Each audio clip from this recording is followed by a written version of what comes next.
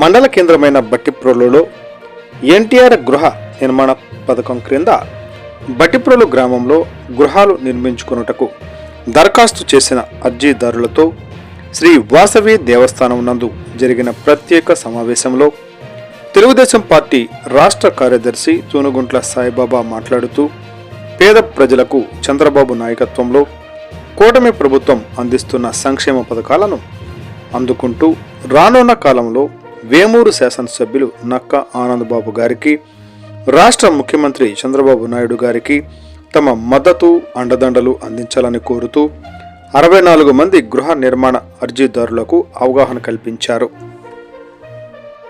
రాష్ట్ర ప్రభుత్వం మొన్న ఒక ప్రత్యేక ప్రకటన చేసి ఎస్సీలకి బీసీలకి 50,000 రూపాయలు అదనంగా మంజూరు చేసింది. ఈ 2.5 లక్షలు కాకుండా అదనంగా ఇంకొక 50,000 అంటే 3 లక్షలు ఎస్సీ కమ్యూనిటీలకి బీసీ కమ్యూనిటీకి 3 లక్షల రూపాయల స్కీమ్ ఉంది. మీరు ఇల్లు కట్టుకుంటే అది మీరు కట్టుకున్న దశలను బట్టి బిల్లు వస్తుంది. బేస్మెంట్ లెవెల్ ఒకటి, లెండర్ లెవెల్ ఒకటి, స్లాబ్ ఒకటి, ఫినిషింగ్ ఒకటి, అట్లా 4 దశల్లో మీకు ఈ 3 లక్షల రూపాయలు బిల్లు రావడం అనేది జరుగుతుంది. దీంట్లో ఏంటంటే ఎస్టీలకి 75,000 రూపాయలు పెంచి ఇచ్చారు. వాళ్ళు మరీ అట్టడుగున ఉన్నటువంటి వర్గాల కింద చూసి వాళ్ళకి 75,000 రూపాయలు అదనంగా అంటే 3,25,000 రూపాయలు వస్తాయి ఎస్టీలు. ఇది గవర్నమెంట్ మీకు ఇచ్చేటటువంటి కట్టుకునే వాళ్ళకి ఇచ్చే పని.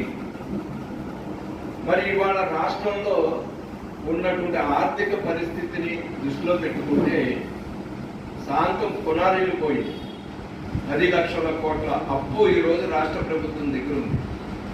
గత ప్రభుత్వం చేయని, ఇంకా అంతకు ముందు గతంలో ఉన్న ప్రభుత్వాలు చేసిన అప్పు కావచ్చు, ఏదైనా దేశ విదేశాల్లో తనకున్నటువంటి అది ప్రేమ కావచ్చు, అభిమానం కావచ్చు, అతని నాయకత్వం పట్ల కలిగిన నమ్మకం కలిగిన వ్యక్తులు కావచ్చు, ఆ రకంగా వాళ్ళ దగ్గర నుంచి నిధులు కావచ్చు, పరిశ్రమలు కావచ్చు రాష్ట్రానికి తీసుకొచ్చి తద్వారా రాష్ట్ర ఆదాయాన్ని పెంచుతూ ఇక్కడ ఉపాధి అవకాశాన్ని నిరుద్యోగులకి కల్పిస్తూ రాష్ట్ర భవిష్యత్తును తీర్చిదిద్దే క్రమంలో మరి పథకాలన్నీ కూడా ప్రకటించి ఇబ్బందులు ఉన్నప్పటికీ కూడా చెప్పిన మాట నిలబెట్టుకోవాలనే దాంతో చంద్రబాబు నాయుడు ప్రభుత్వం పనిచేస్తూ ఉంది.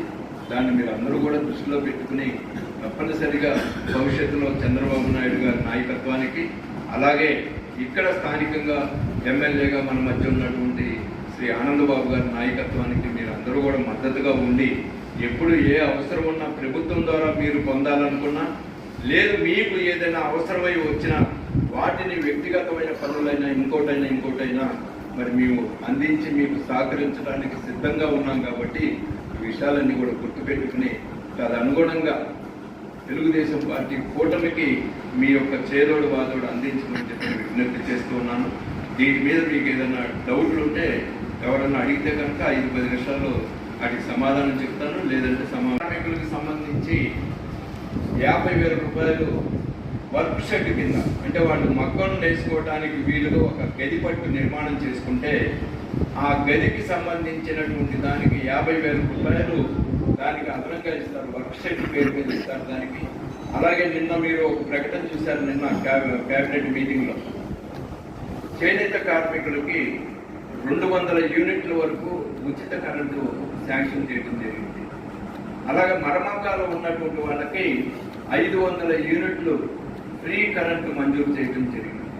ఇది ఎలక్షన్ ముందు చంద్రబాబు నాయుడు గారు చెప్పినటువంటి వాగ్దానాల్లో హామీల్లో భాగంగా నిన్న క్యాబినెట్లో ఈ నిర్ణయాలు ప్రకటించడం జరిగింది. అలాగే గ్యాస్ సిలిండర్స్ కూడా మీకు తెలుసు, 3 సిలిండర్లు సంవత్సరంలో ఇస్తాను, 4 నెలలకి ఒకటి చొప్పున 3 12 నెలలకి 3 సిలిండర్లు ఫ్రీగా ప్రభుత్వం ద్వారా ఇస్తానన్నాడు. అది చేశాడు. అలాగే మహిళలకు ట్రాన్స్పోర్ట్ ఉచిత బస్సు ప్రయాణానికి సంబంధించి కూడా తొందరలోనే ప్రకటన జరగబోతా ఉందనే విషయం కూడా మీ దృష్టికి తీసుకొస్తున్నాను. ఎందుకంటే ఇవన్నీ కూడా మాట చెప్పి వదిలేయకుండా పనిచేసుకుంటే 10 కాలాల పాటు శాశ్వతంగా ఉండేటటువంటి దానికి గృహం నిర్మించుకున్నట్లు అవుతుంది.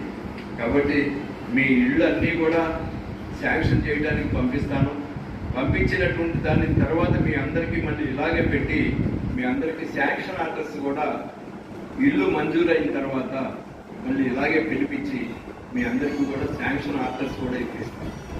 దాన్ని మేము కోరుకున్నటువంటిది ఆ ఒక్కటి విషయంలో భవిష్యత్తులో ఎప్పుడు ఏ అవసరం ఉన్నా మేము ఎలా పనిచేస్తానని హామీ ఇస్తున్నాను.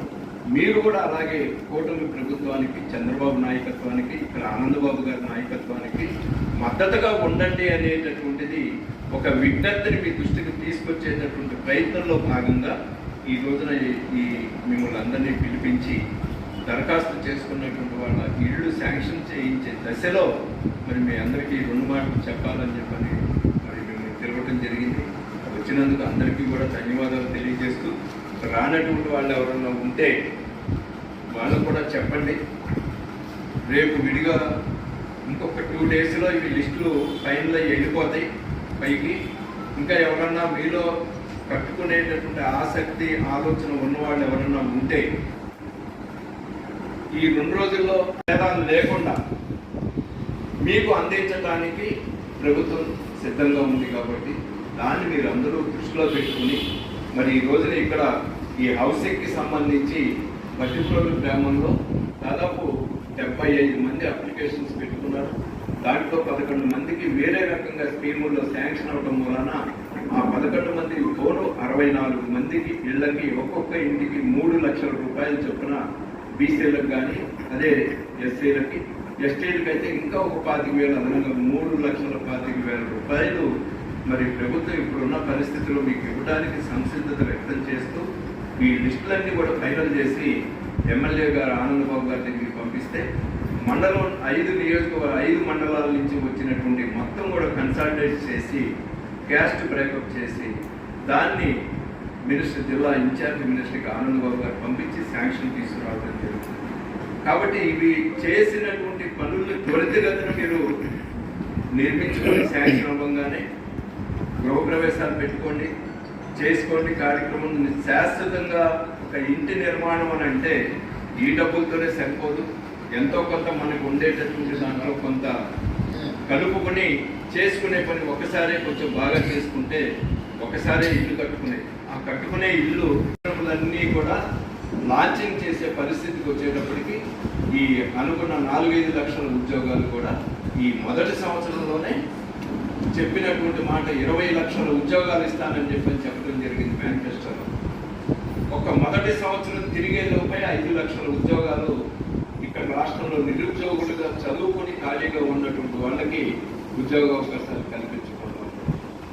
అలాగే సుమారు 16,000 టీచర్ ఉద్యోగాలను కూడా రేపు రీఓపెనింగ్ జరిగే నాటికి మళ్ళీ అవన్నీ కూడా సిద్ధం చేసి కొత్త అపాయింట్మెంట్స్ ఇప్పించేదానికి ప్రభుత్వం పనిచేస్తుంది.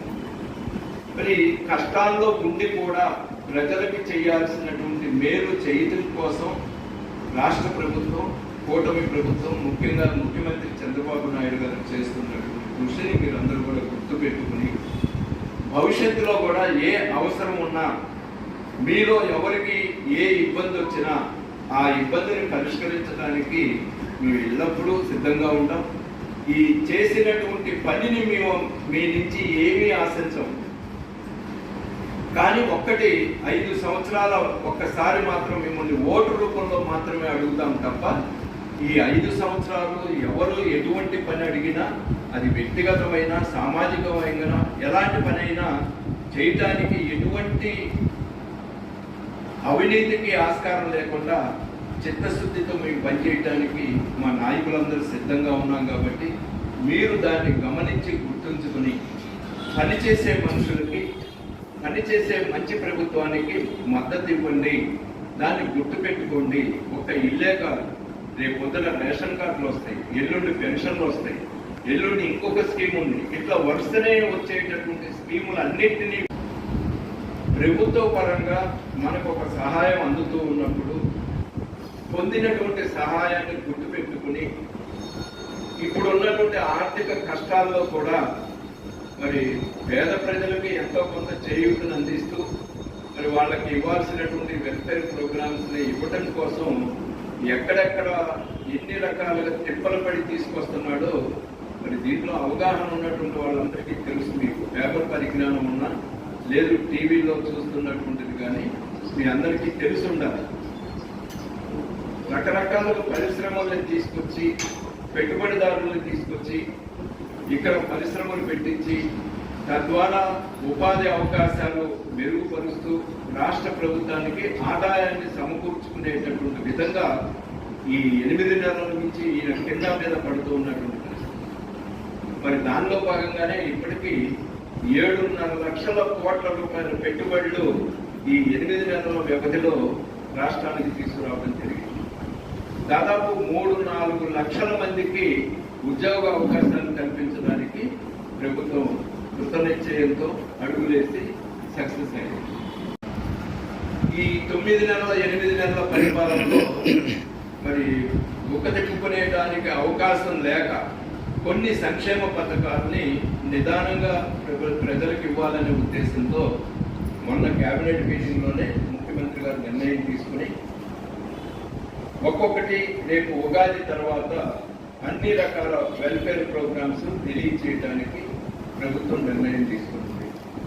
రేషన్ కార్డులు కావచ్చు, పెన్షన్స్ కావచ్చు, గృహ నిర్మాణ పథకానికి సంబంధించి కావచ్చు, అలాగే మనం ఇంతకుముందు చెప్పుకునే అమ్మఒడి అని అంటాం, తల్లికి వందనం. దీంట్లో ఆ మనిషి ఇంట్లో ఎంతమంది చదువుకునే పిల్లలున్నా ఒక్కొక్కరికి 15,000 రూపాయలు చొప్పున, నలుగురున్నా, ఇద్దరున్నా, ముగ్గురున్నా, ఒకళ్ళున్నా ఒక్కొక్కరికి 15,000 రూపాయలు చొప్పున రేపు జూన్ నెలలో వాళ్ళందరి అకౌంట్లో డబ్బులు అయిపోతున్నాడు. అలాగే రైతులకు సంబంధించినంత వరకు కూడా మరి అన్నదాత సుఖీభవ పథకం కింద వాళ్ళందరికీ ఇవ్వాలనుకున్న 20,000 రూపాయలు కూడా 3 విడతలుగా కేంద్రంతో కలిపి రిలీజ్ చేయడానికి అది కూడా రేపు మే జూన్ రైతులు పొలం పనులు మొదలయ్యేలోపే వాటికి కూడా రైతులందరూ కూడా జమ చేయడానికి సిద్ధపడుతున్నారు.